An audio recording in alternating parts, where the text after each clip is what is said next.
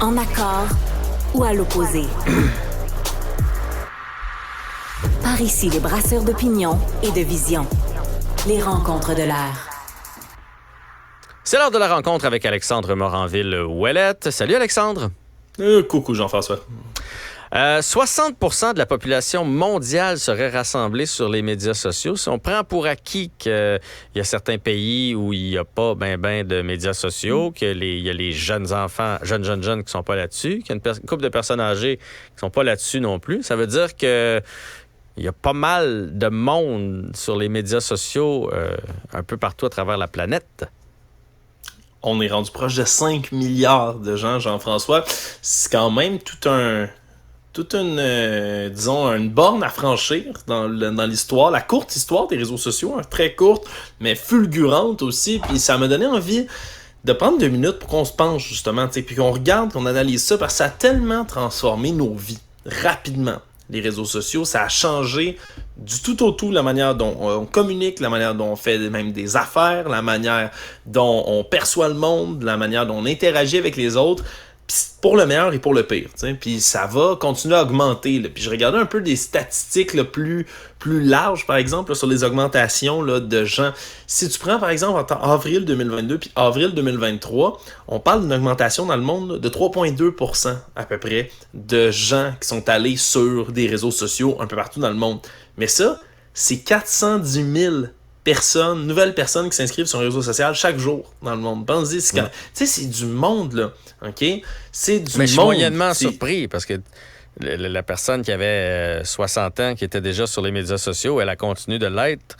Puis là, il y a toujours des jeunes qui arrivent en dessous, là, qui se mettent, évidemment, pour eux autres, c'est même plus une question.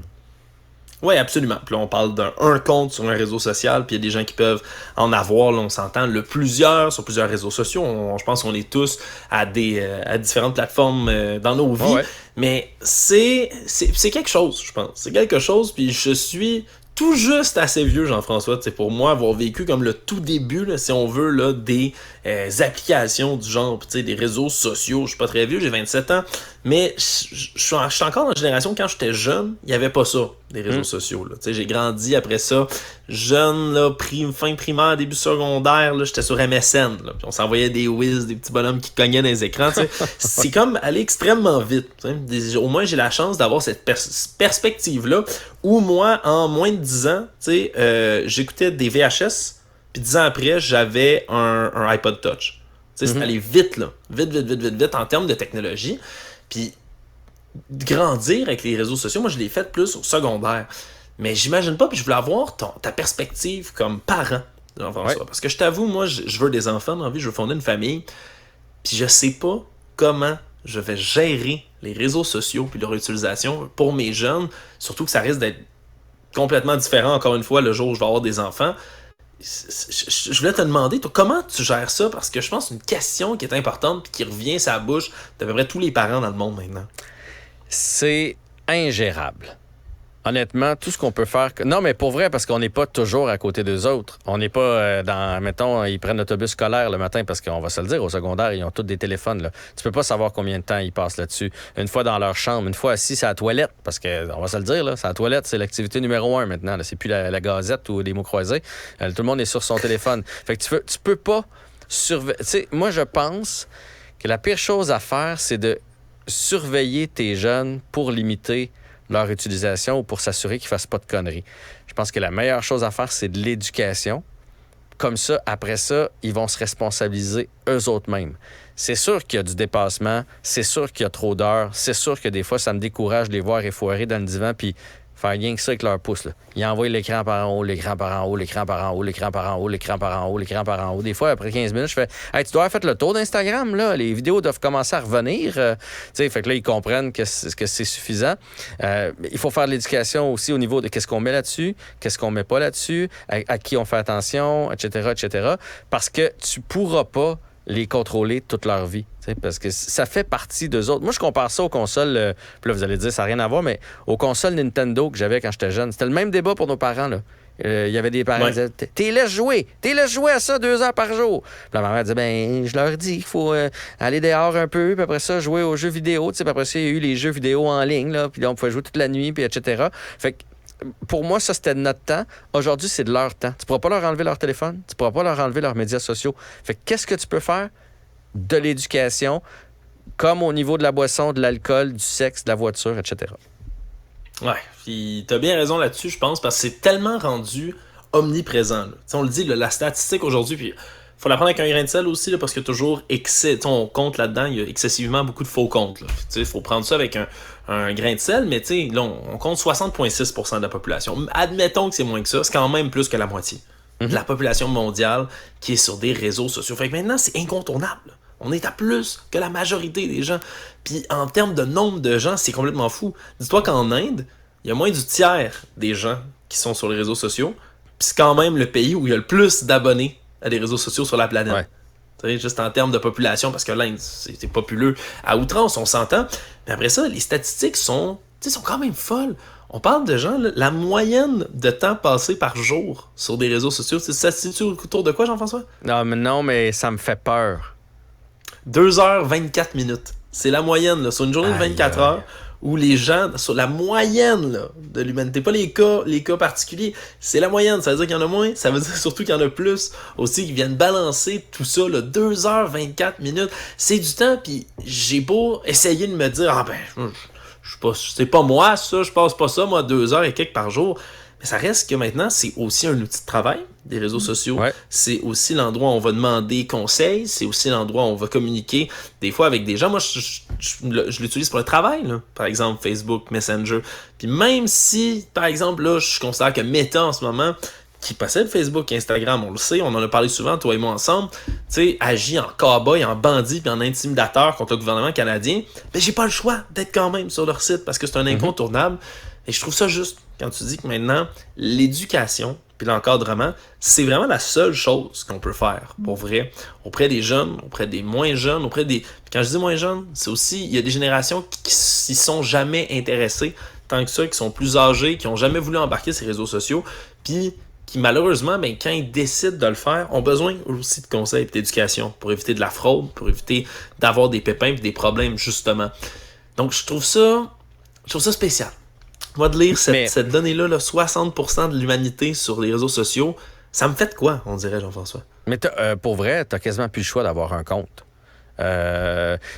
Prenons l'exemple de Facebook puis de Messenger qui est dans mon âge à moi, mettons, le plus populaire là. Je sais pas, tu as un groupe pour un cours de golf, souvent le coach va te créer un groupe, puis c'est là-dessus qu'il va envoyer les infos.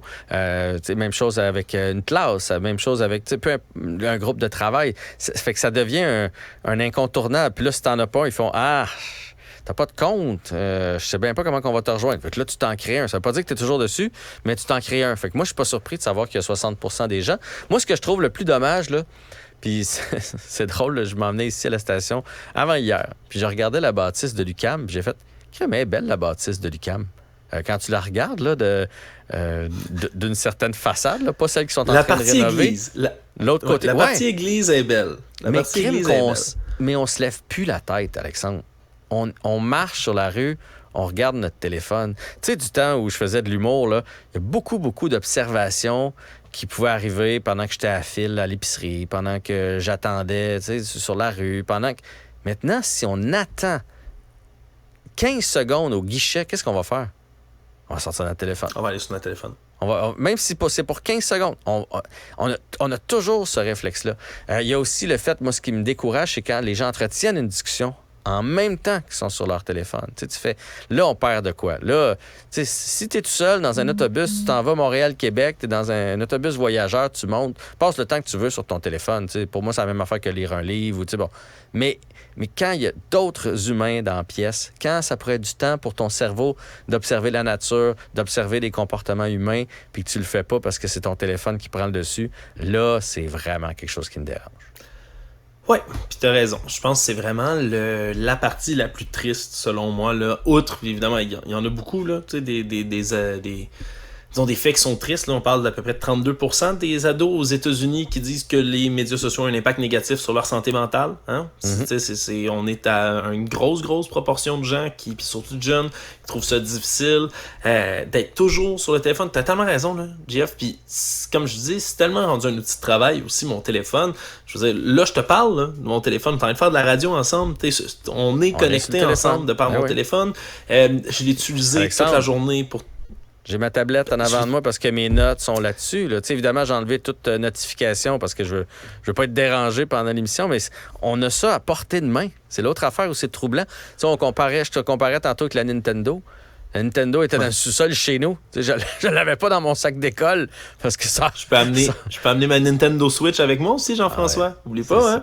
Regarde, c'est pour le meilleur et pour le pire.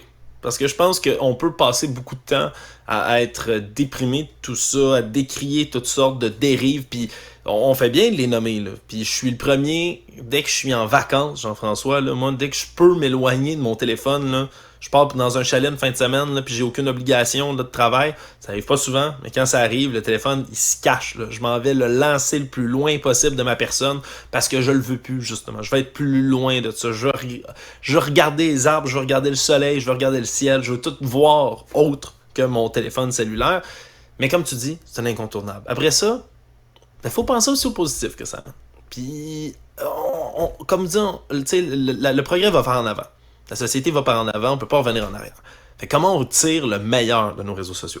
Mais c'est en exigeant le mieux, hein, je sais que je suis un CD cassé, mais des compagnies comme Meta, des compagnies comme Google, des compagnies comme tous ces grands réseaux sociaux-là qui font un peu n'importe quoi puis qui se comportent en cow-boy, puis au final, c'est nous autres leurs clients.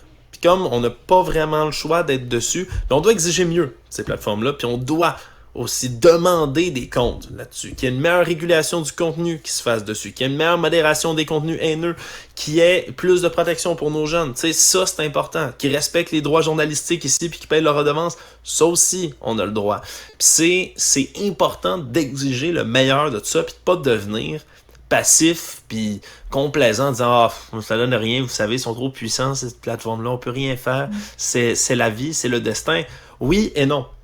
Il y a des choses qu'on peut changer. On peut toujours essayer d'avoir mieux, puis toujours demander mieux. Puis aussi, pensons à tous les gens que ça rapproche. T'sais. Pensons à des gens, des couples qui sont séparés, qui sont capables de connecter, puis qui sont capables de parler ensemble. Des familles qui sont toujours et encore connectées grâce aux réseaux sociaux. Ça nous ramène ensemble, ça nous rapproche, ça nous permet de faire un meilleur travail ensemble. Je t'ai parlé, par exemple, dans les dernières semaines, là, des plateformes comme Kijiji, des plateformes comme Marketplace. Enfin, des applications faciles, rapides pour faire de l'économie circulaire puis éviter de jeter des objets qui sont encore bons.